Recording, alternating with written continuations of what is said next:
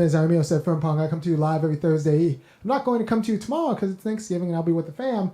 But I wrote a piece this morning about my right to your education. And it's not obvious that I have a right to your education. But I do, right? And there are going to be a few reasons why this is the case. So I wrote out the arguments this morning, but I'll tell you in oral form right here. Let's say I have a right to be a soccer player. This is a hypothetical, right? Let's say I have a right to be a soccer player, but and you want to participate in soccer with me, and you think that you have a right to be a soccer player too, except you refuse to learn the rules of soccer. You refuse to learn the rules of soccer. You don't think you should have to. They make you feel badly. Your parents didn't learn soccer, so it would somehow be, learning the rules of soccer would somehow dishonor them in their ignorance. So you think you have a right to play soccer with me on my field, but not learn the rules. The problem is I can't play soccer if you keep picking it up with your hands. I can't actually play the game. It keeps getting interrupted with whistles and like let's say there is no ref, and so like you're just I can't be a soccer player because you don't know the rules. I can't be a soccer player because you don't know the rules. Do you see where this is going? Now, I do not have a right to be a soccer player, but I do, however, have the right to be a citizen. I have the right to organize a union, and I have the right to participate in all sorts of substantive institutions, legal institutions, for example, right? But, and you don't have to agree with me as also co-participants in these institutions. I have the right to enter family relations, right? So, all of these rights are realized through my participation in certain institutions. And in order to participate in these institutions, I need the other institutional members to know how to participate, to know enough to substantively agree or disagree with the procedures going on in these institutions, right? So the quality of knowledge you need in order to play soccer doesn't mean you let me win. It means you know how to play the game so that we can play, right? The quality of knowledge you need in order for me to self-govern with you, these United States, doesn't mean that you're going to always agree with me. No, but it means you're going to be able to substantively disagree with me because you know enough to substantively disagree with me. I had the Oregon's actually nice. It's really pretty, actually. So I lived in Corvallis, Oregon for about a year, and there are very few black people in Oregon. And if you ask the people in Corvallis, Oregon, why there aren't black people in Oregon, the ones who went to public schools or private schools, they'll tell you, well, I don't know. I guess they just never showed up. They just never came here. There's a bit of an echo in my mic. Oh, you sound fine. So I'll check. Oh, there is that should fix the echo in my mic. So good. All right. So I lived in Corvallis. The people of Corvallis did not know why there were no black people in Oregon, and I did a little research myself because these things don't happen by accident, and it turns out black people were barred from buying property in Oregon until 1926. And 1926 isn't that long ago. The house I lived in Oregon was over 100 years ago. So like they couldn't have bought that house, right? So what does it mean that black people weren't allowed to buy property in Oregon until 1926? Well, what it means is that there is no old black money. And when you're not allowed to buy property until 1926, it's not like real estate agents were clamoring to get your money in 1927, right? So they had anti-miscegenation laws up until the 50s. And so there was no black old money in all that Hewlett-Packard money, all that Nike money. Like, it's not going to be with black people because those are businesses based, all the timber in Oregon, it's just not going to be black because the old money is real money. And so what do the good people in the state of Oregon owe to the Negroes in terms of reparations? Well, that's going to be an interesting debate, but it's only a debate you can have if you know, as an Oregon resident, that the state barred black people from buying property when all of the good property was being bought, right? Like there is like all the good property is gone now, right? So, or you're buying it from white people. So what does it mean with the intergenerational wealth that's going to go on in Oregon as the baby boomers die, buying property where the real estate agents literally would not sell to the Negroes, and all that family property and all that family money, pretty much. So what does that mean in terms of reparations? What do the people in Oregon owe the... Yeah, I grew up there and did not know this. Yes, thanks, Mason Saunders. The good news is you can just Google anything I say and about this, and it'll just be right. Like it was founded as a white utopia that they don't teach. So the people in Oregon are made too ignorant to have this debate. They don't have to agree with how I come out at this debate. Like, for example, I think we should get whole swaths of land.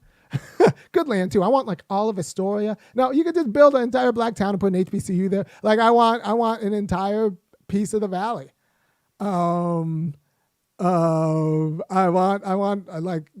want eminent domain land, just like that black people are just given in Oregon. Good land too, and maybe that's what or maybe 13% of 14% of Oregon's GDP should go directly to like HBCUs.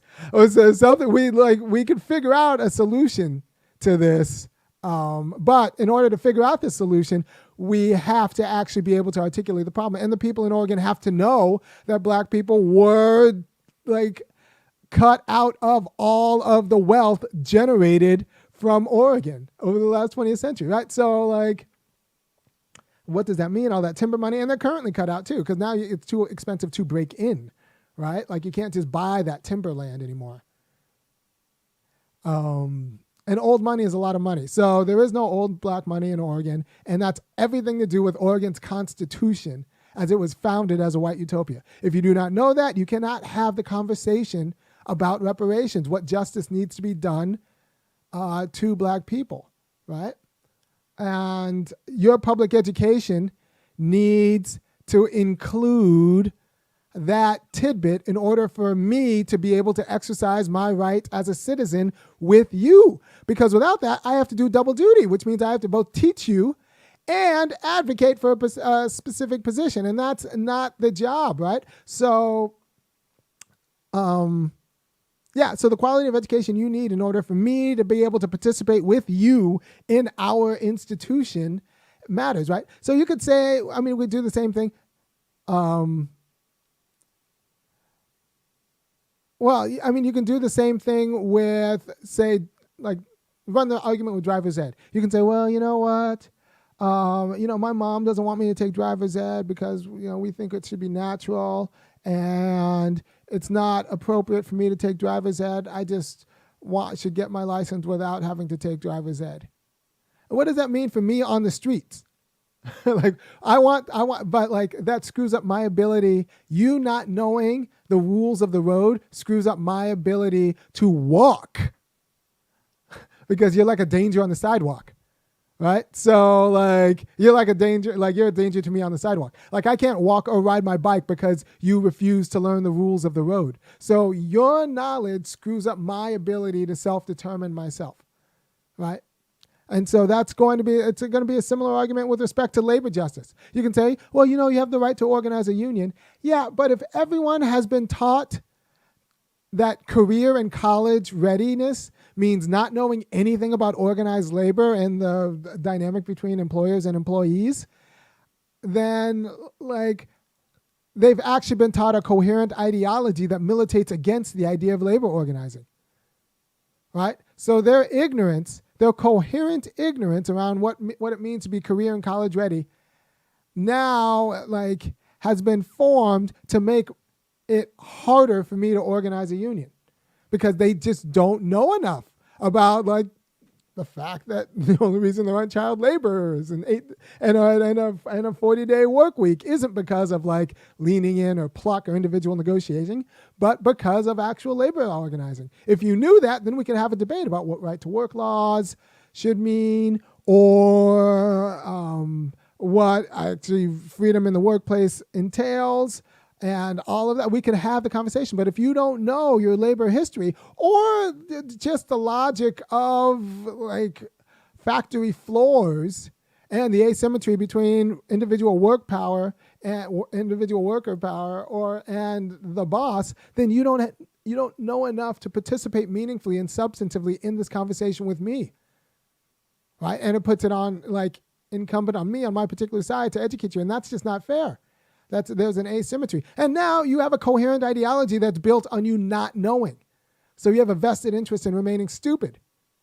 Because, I wrote this piece this morning, it's easier to change a roof than change a foundation. So if you have an anti-union foundation, changing that means changing all sorts of other ideas and how they cohere to your anti-union foundation. Right. So, but if you just learn union history in school like you should have, you would be able to participate in this institution of like how we should think about laws regarding organized labor.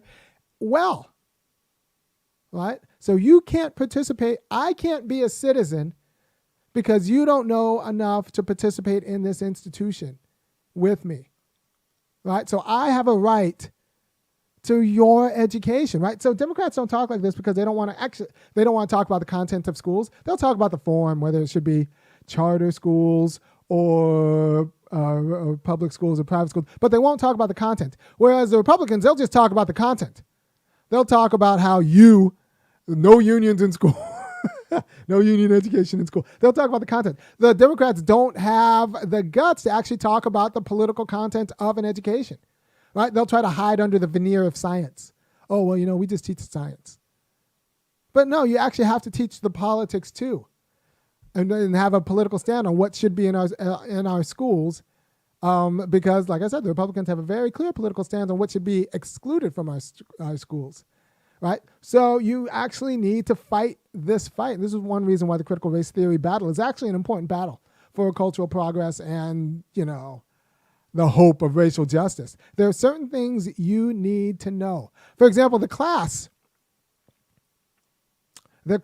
Yeah, South Carolina. Right, so like if you're in the South and you don't know the history of pogroms, when I say pogroms, I mean just wiping black people out when the whites got too anxious, and how that still works on the black mind down here, then you don't know enough to figure out a reparations plan, right? Like, I'm trying to think of pogroms. I know, well, everyone knows the Wilmington one, right? The time where Wilmington, North Carolina elected like a few black officials. And so the whites just got mad and wiped out those officials and ran the rest out, right? But that's not Wilmington. That's also Rosewood. That's Forsyth County in Georgia. It's Memphis. I think New Orleans had one. There's like pogroms on. Those are the ones that are actually like official. There are unofficial pogroms all around that, when the whites get nervous, they run you out. Because that's, the quality of entitlement they have. Right. So if you don't know the history of those kind of pogroms, you don't know the quality of terrorism that black people live in within the United States. Like you don't know. You don't know enough to have the conversation. Right? And you don't know how to make that right. Right? So, and that's not science. That's actually like political history. You need to fight for that in the school books. So it can't just be like, well, Democrats just believe in the science. No, you need to actually, fight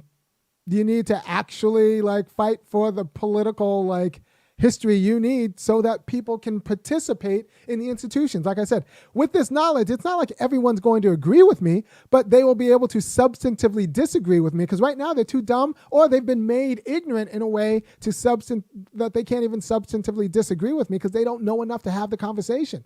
And it's been filled in with a coherent ideology that tells them that they do know enough and then they're threatened by anything new, right? this could all be fixed if we actually take compulsory education seriously. And you have to understand, compulsory education is compulsory because it's not stuff people would choose to learn. It's the stuff we teach kids that they wouldn't choose to learn of their own. Right? It's the stuff that actually, so this argument that we can't teach kids things that make them feel bad, but we teach them calculus and we teach them chemistry. And, very few people feel good doing that stuff. We teach them because it doesn't matter how you feel. We teach it because we need you to learn this. Right? So compulsory education is about the things we need you to learn regardless of how you feel. But the white parents want to teach it to you calibrated to their feelings. Calibrated to their feelings. I don't want anyone teaching my kid things that'll make them feel bad, regardless of how it screws up my rights, because now they can't participate in our shared institution. And for the people who just joined, it goes back to, like I said, if I have a right to be a soccer player, but my opponent doesn't want to learn the rules of soccer, then I can't exercise my right to be a soccer player. I can't actually play the game because they're always picking it up. I can't play the game, right? So I need them to know certain things in order for me to actually determine myself as a soccer player. But I don't have a right to be a soccer player. I do have a right to be a citizen. So what do I need you to know so that I can be a citizen with you? What do I need you to know so that we can organize a union?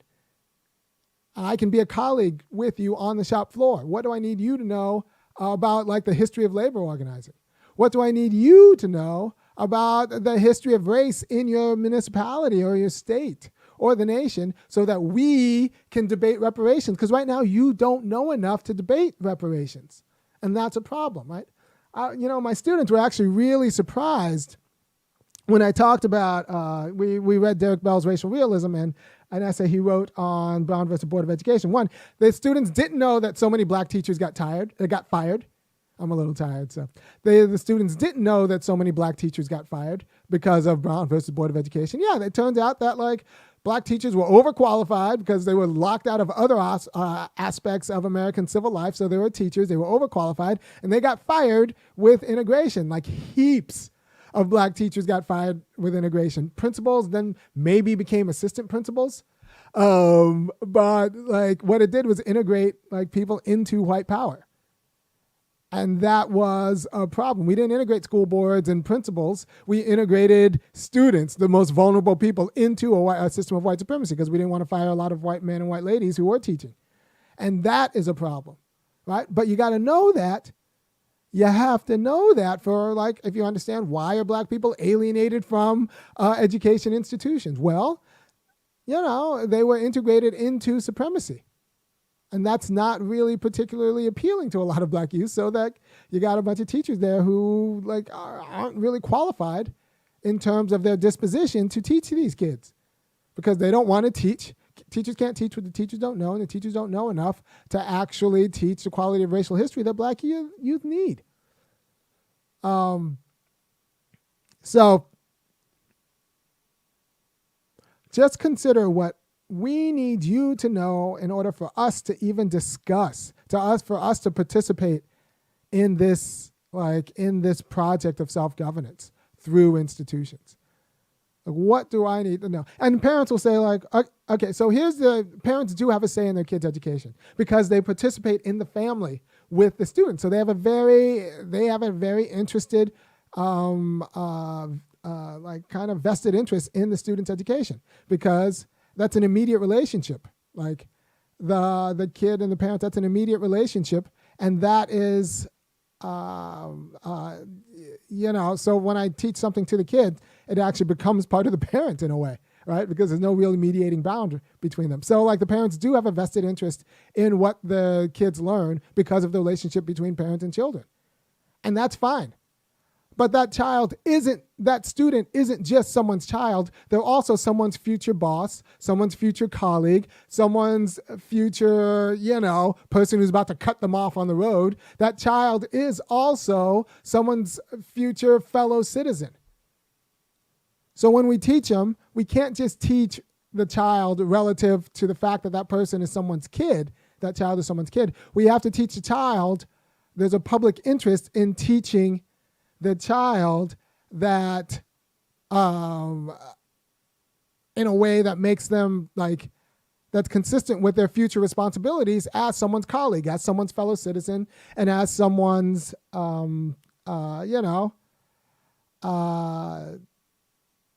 partner, right? So parents do have a say over their children's education insofar as their parents and they're in a special relationship with that child, in an immediate relationship, but they don't have unilateral say because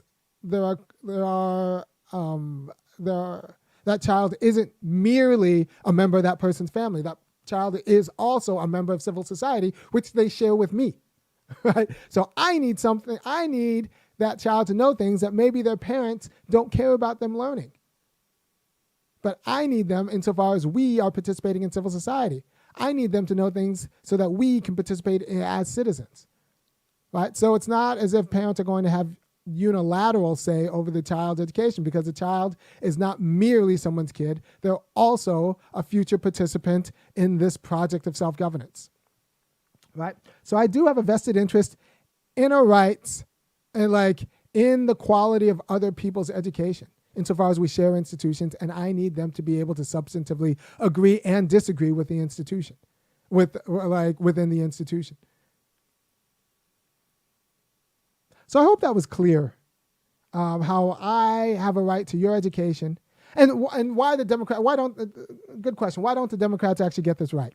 Democrats don't want to be in the content business with respect to education. They just kind of want to leave it up to magic. They want this liberal idea that everything comes from the individual and institutions don't matter, but institutions very much matter. Institutions very much matter. And for the realization of freedom. I can't be a soccer player unless there's an institution called soccer that everyone knows the rules of, right? So institutions very much matter for the project of self-determination. And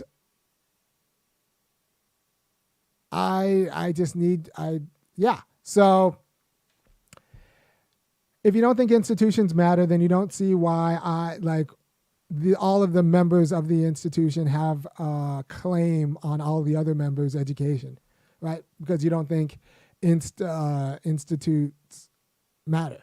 Institutions matter. But if you do see that institutions matter, you understand the argument that any member of the institution has a vested interest in all of the other members of the institutions knowing enough to have the debate. You need to know enough to substantively agree, and you need to know enough to substantively disagree. Democrats don't care about this because they don't care about institutions, and plus they don't want to think about the content of education. They'd rather go to a fundraising for bankers, right? They don't it's just not fun for company Democrats. There's more money and better cheese at the bankers fundraiser than it is for actually working with the teachers and working with the educators to figure out what the content should be for all the citizens of these United States, right? So, by the way, if you like anything I'm doing, go ahead and go to www.funkyacademic.com and kick in $5, $15, or $50 a month. I like the monthlies because it allows me to budget. And pass this around to all of your friends, because Democrats don't have this debate. They don't. They run away from it. And I'm giving you all the arguments you need in order to understand that actually we have a vested interest. For your freedom, you have a vested interest in what other people know, insofar as your freedom is realized through institutions with other people. They need to know enough to deliberate and substantively agree and disagree. Right? And I'll say it before, if you don't get it to them early, then they've built a coherent worldview and ideology that's exclusive of the truth, right? And so then when the truth comes up, it crops up like a weed, and they have to rejigger their whole house because everything else they've understood has been built on a foundation of lies or half-truths, and that is destabilizing and anxiety producing for them. So they'll say I shouldn't have to be made anxious by learning things, so I'm just not going to learn. And that's the situation we're in right now, right? So this idea that we tailor education to people's anxiety is going to be deeply problematic. No, compulsory education mandatory schooling is about what people don't want to learn. It is about what people wouldn't choose to learn. No sweat, Iris. You know what you could do, Iris? Tell all your friends that where you get your political knowledge, and I'm giving you the content of what you should be talking about tomorrow at Thanksgiving dinner. This is actually a conversation that could actually, be in the table. I'm giving you nice G-rated content. You can talk about this with your kids. These are nice formal arguments that aren't too hot. Even your bigoted grandfather will appreciate it, or your uncle or your cousin or your rich uncle will appreciate the argument because it's actually a good argument that's moderately race neutral, and everyone can actually think through it, and it would be good for the nation, right? So there are certain things everyone in the institution needs to know in order for anyone to actually self-determine themselves through the institution, right? And like I said, I'm not forcing agreement when I say that. I'm not saying you should learn everything you need to know in order so that you will be forced to agree with me. No, you should learn everything you need to know in order to substantively disagree. And that is fine. And that's how we both become free through the institution. But we both need to be there. We both need to have an adequate account of the relevant knowledge. Right? And we can't just call it science. It's actually political history. Right? So if you like what I'm doing, go over to www.funkyacademic.com. Share this on your